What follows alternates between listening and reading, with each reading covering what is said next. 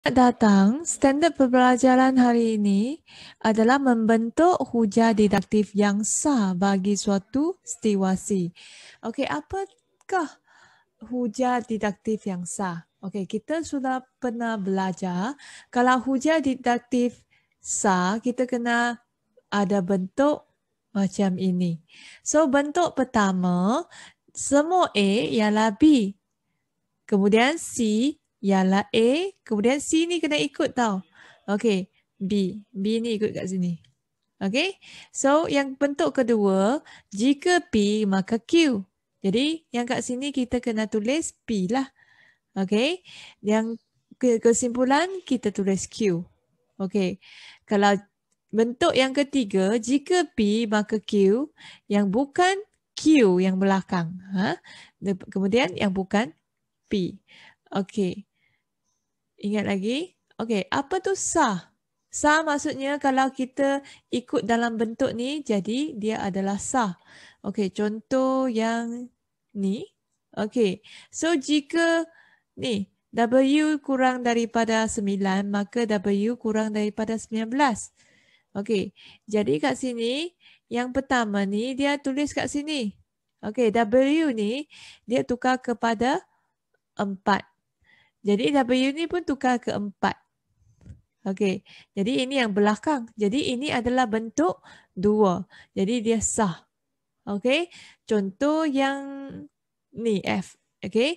Jika K ialah nombor genap. Okey. Sepatutnya jika K ialah nombor genap ni kena tulis dekat premis yang kedua. Okey.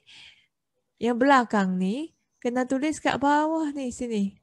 Okey, tetapi yang nombor ganjil dia tulis kat tengah. Jadi dia tidak sah. Okey. So, mari kita tengok soalan tadi. Contoh yang 18. Bentukkan suatu hujah didaktif yang sah bagi setiap situasi yang berikut. Okey, didaktif ni dia kena ada dari penyataan khusus ke umum ataupun umum ke khusus. Yang mana satu baru betul?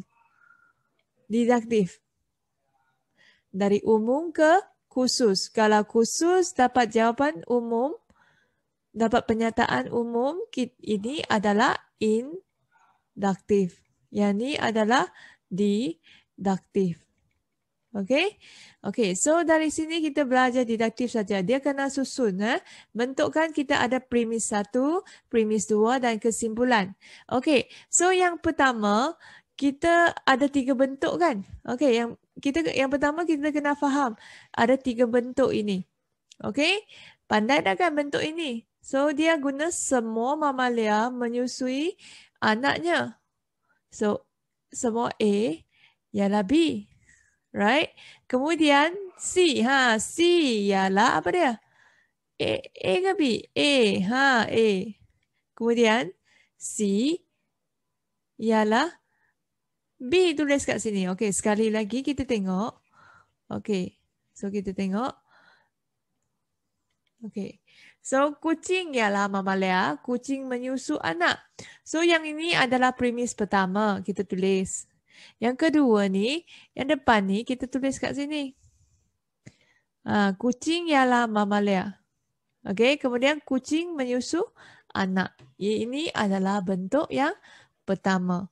Okey, so kita tengok yang B. B. B dia nak susun. Kita ada satu maklumat ni. Yang kedua dengan ketiga. So yang pertama, jika X lebih besar daripada 0, maka X bernilai positif. Okey, kita tulis dekat premis yang pertama. Kemudian premis yang kedua, macam mana ni? Premis yang kedua, yang depan, kena isi dalam premis yang kedua. Jadi tetapi X ni dia tukar jadi 6. Kita ikutlah X ni jadi 6. Jadi X yang belakang ni kita tulis dekat kesimpulan. Tapi X tu tukar jadi 6. Okey tak? Okey kan? Okey, premis yang ketiga. Okey, so yang pertama jika X ialah nombor ganjil, maka X tambah 1 boleh dibahagi dengan 2. Okey, so dekat sini X tambah 18 tambah 1 tak boleh dibahagi tepat dengan 2.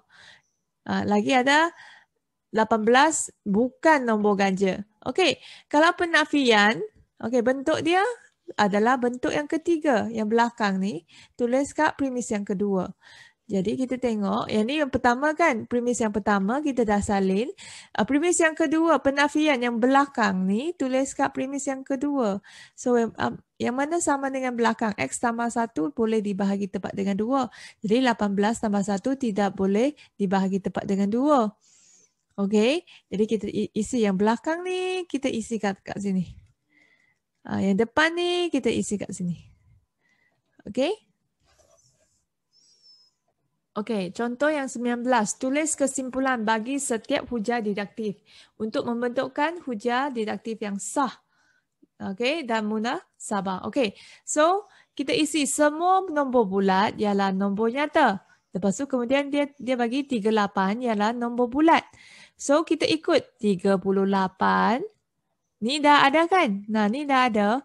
Jadi 38 ialah apa dia? Nombor nyata. Okey.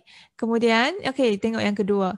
Jika ni persamaan kuadratik mempunyai punca nyata, maka B kuasa 2 tolak 4 AC lebih besar daripada kosong.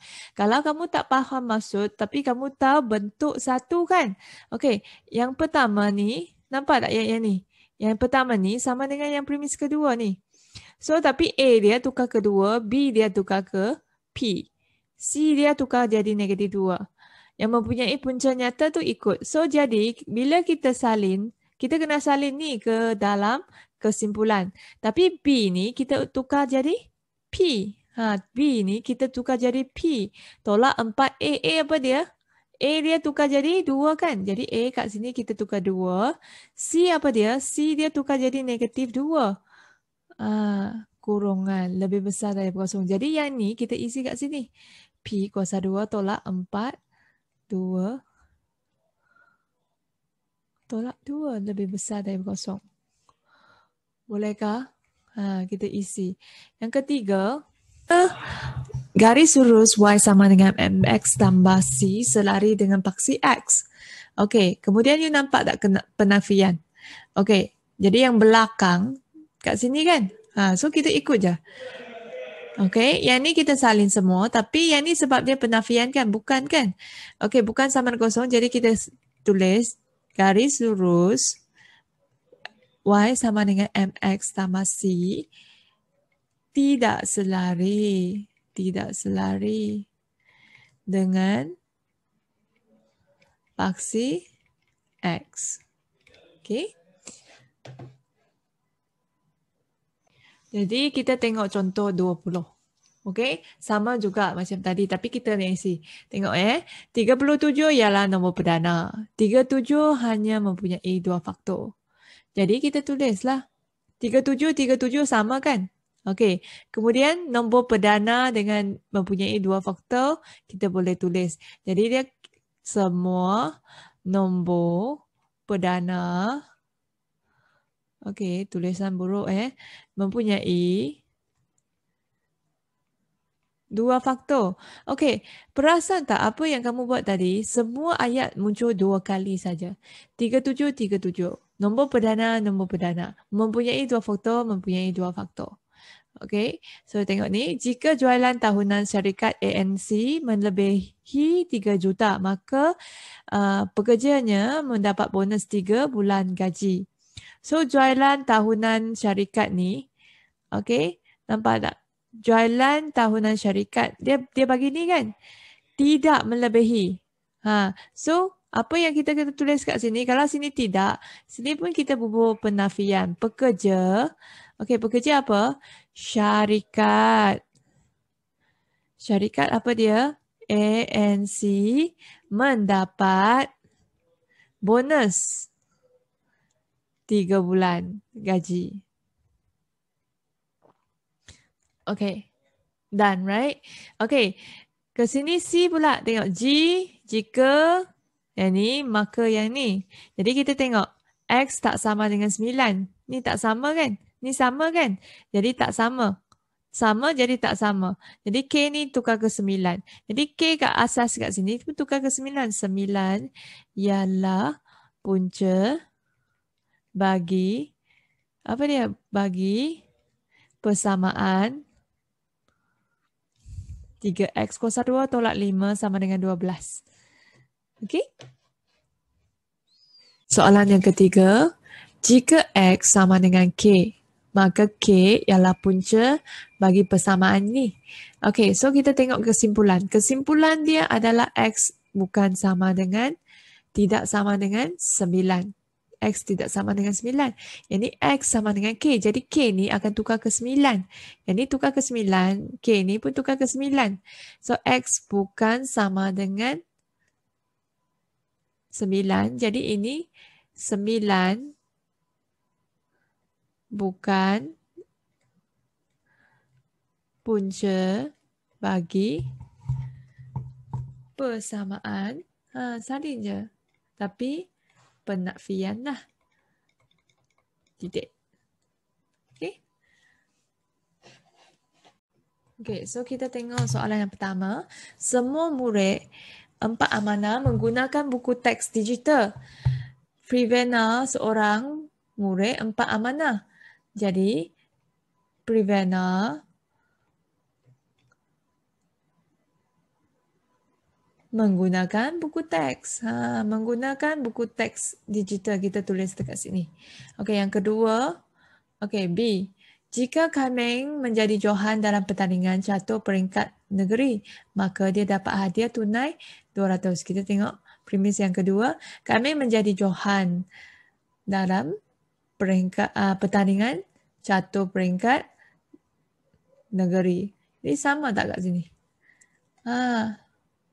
So, sama sebiji semua kan? Jadi yang ni kita salin dekat kesimpulan. Tapi dia tu kita tukar jadi Kameng. Satu ayat kan? Jadi Kameng tu tulis. So C kita tengok. Jika segi 4 ni, maka segi 4 PQRS ialah segi 4 sama. Dia kata segi 4 ialah poligon sekata. Jadi tengok premis yang kedua, segi 4 PQRS bukan segi 4 sama yang bawah ni. Nampak tak? Sama kan? Tapi ialah tukar bukan. Jadi ini dah kita tulis kat sini. Segi 4 PQRS apa dia? Bukan poligon sekata. Okey? Okey, kemudian kita tengok D. Semua segi 3 sama kaki mempunyai satu paksi simetri. Jadi, ni ABCD. ABC ialah segi 3 sama kaki. Sama kan? Ni sama kan?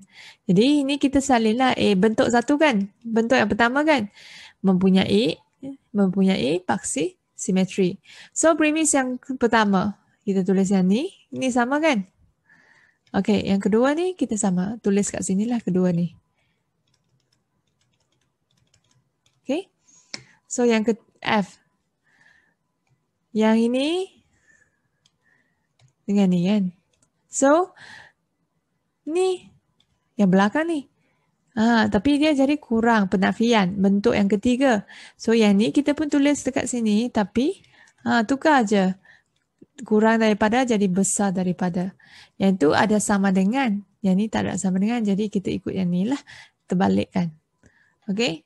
So yang ni juga kita cuba tengok. Okay. Semua garis lurus mempunyai keturunan sifar selari dengan paksi X. So garis AB selari dengan paksi X. Selari dengan paksi X. Okay. So garis AB. Garis lurus AB. Mempunyai keturunan sifar. Sebab yang ni dah sama kan? Yang ni sama dengan ni. Tak payah tulis lah. Okey, kita tulis ni ya. Garis lurus AB mempunyai keturunan sifar. Tulis dekat sini. Okey, ni pula. Ni sama. Ni berlainan. Bentuk yang pertama kan? Bila ni sama, bentuk satu kan? Bentuk yang pertama. Jadi gandaan 9 boleh dibahagi tepat dengan 3. Okey, so C.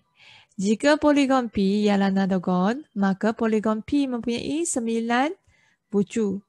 So, P mempunyai, tengok ni, poligon P mempunyai 9 bucu. Ni sama kan? Ni sama tak? Jadi, kita salin yang ni ke sini. Ini sama, tak payah tulis lah. Okey, kita salin je polycopy yang analogon. Okey, next.